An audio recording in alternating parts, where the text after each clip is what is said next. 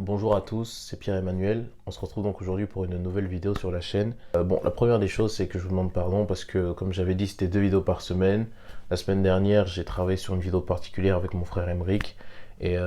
Donc, je vous invite à aller la regarder simplement sur sa chaîne.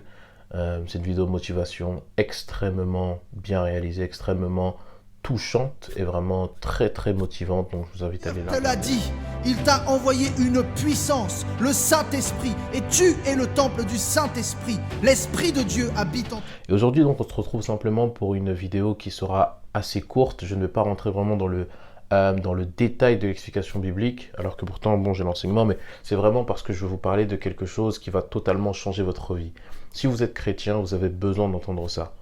Vous savez, beaucoup de personnes ont prêché la prospérité, beaucoup de personnes ont prêché pas mal de choses. Et c'est vrai que toutes les choses qui sont prêchées, qui sont bibliques, sont importantes. Mais lorsqu'on parle de prospérité, il y a toujours un flou qui subsiste. Dans le sens, c'est vrai, tu vas être béni financièrement, tu auras de l'argent, etc., etc.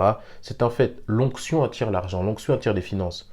Mais ce qui vous rend réellement riche et ce qui vous permet réellement d'avoir une élévation et surtout une pérennité dans l'élévation, une élévation constante, rentrer dans une période de gloire où vous avancez vraiment de gloire en gloire, c'est la sagesse. Comprenez bien ça, c'est la sagesse qui donne toutes ces choses et la sagesse est intrinsèquement liée au principe d'élévation et d'évolution et de développement social.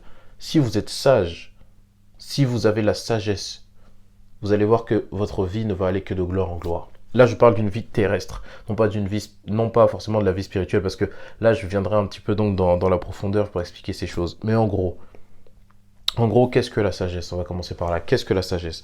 La sagesse, c'est une chose, premièrement. La sagesse, c'est la capacité à savoir gérer, à savoir prendre soin, à savoir s'occuper d'eux.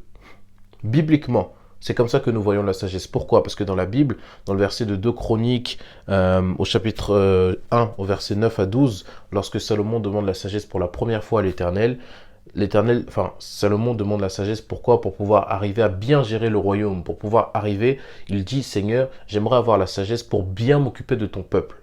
Et Dieu lui dit, d'accord, puisque tu as demandé la sagesse, je vais aussi t'accorder des richesses, etc. Donc, intrinsèquement, à partir de cette demande-là, la sagesse a été liée à la gestion.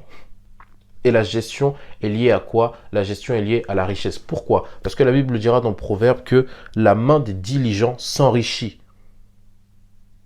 C'est un principe biblique. Si vous vous occupez bien de ce que vous avez, si vous savez bien le gérer, la chose va forcément augmenter et ce que vous avez, même si c'est peu, va forcément devenir quelque chose de grand. Pourquoi? Parce que à celui qui sait bien s'occuper de peu, alors l'on lui donnera de grandes choses. À celui qui est fidèle dans les petites choses, on lui donnera de plus grandes choses. Soyez sages et surtout demandez la sagesse. La Bible dira dans Jacques 1, au chapitre 1, verset 5, si quelqu'un d'entre vous manque de sagesse, qu'il la demande à Dieu, qui donne à tous simplement et sans reproche, et elle lui sera donnée. Si quelqu'un manque de sagesse, qu'il la donne, qu'il la demande à Dieu, et Dieu la lui donnera. Pourquoi?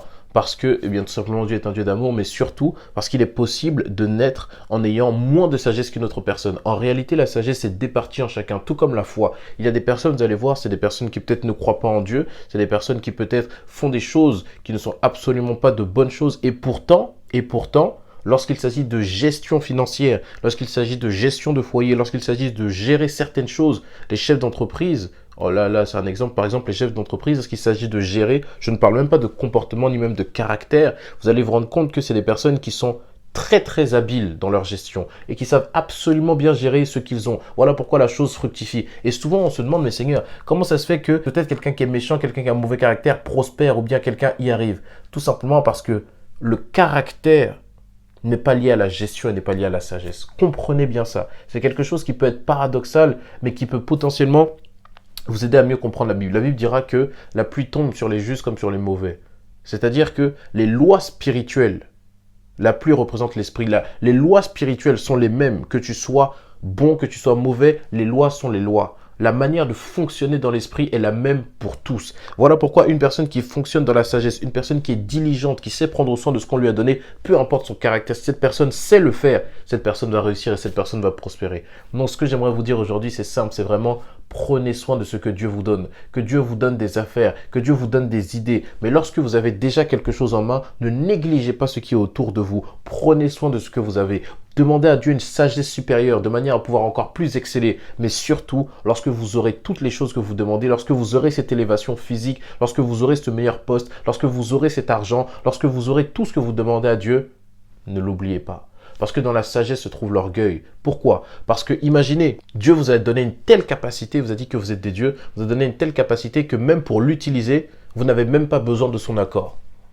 Il ne faut pas avoir l'accord de Dieu pour utiliser la sagesse, pour savoir bien gérer quelque chose. Dieu vous laisse l'opportunité de le faire. Voilà pourquoi certains hommes sans Dieu, lorsqu'ils grandissent et lorsqu'ils arrivent à faire évoluer une affaire, l'orgueil monte et on se rend compte que peut-être cette personne a été élevée, a eu beaucoup d'argent et son comportement a changé. Pourquoi? Parce qu'il y a une certaine gloire à s'élever sans avoir besoin, entre guillemets, de Dieu. C'est ce qu'ils pensent.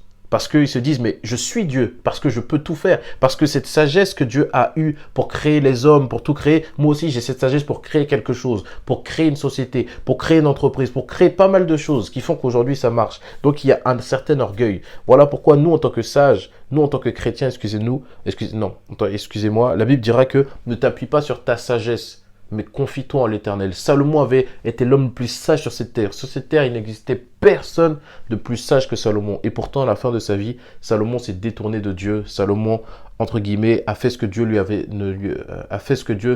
avait interdit de faire. Salomon a péché. Salomon a créé des autels de Baal, a sacrifié même les enfants d'Israël sur ces autels à cause des femmes étrangères avec lesquelles il a été.